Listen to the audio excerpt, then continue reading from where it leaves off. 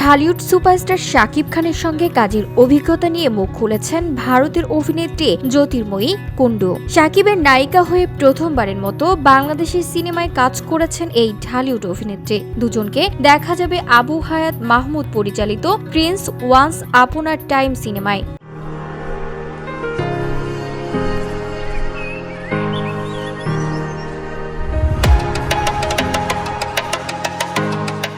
ভারতীয় সংবাদ মাধ্যমে দেওয়া সাক্ষাৎকারে জ্যোতির্ময়ী জানান, ইতিমধ্যে শ্রীলঙ্কায় সিনেমাটির শুটিংয়ে অংশ নিয়েছেন তিনি। টানা ৫ দিন সেখানে শুটিং করেছেন শাকিব খানের সঙ্গে। শুরুতে সিনেমাটি ভারতে শুটিং হওয়ার কথা থাকলেও ভিসাজনিত জটিলতার কারণে শিডিউল পিছিয়ে যায়। পরে প্রযোজনা প্রতিষ্ঠান ক্রিয়েটিভ অ্যান্ড ফিল্মস শুটিংয়ের স্থান পরিবর্তন করে শ্রীলঙ্কায় নিয়ে যায়।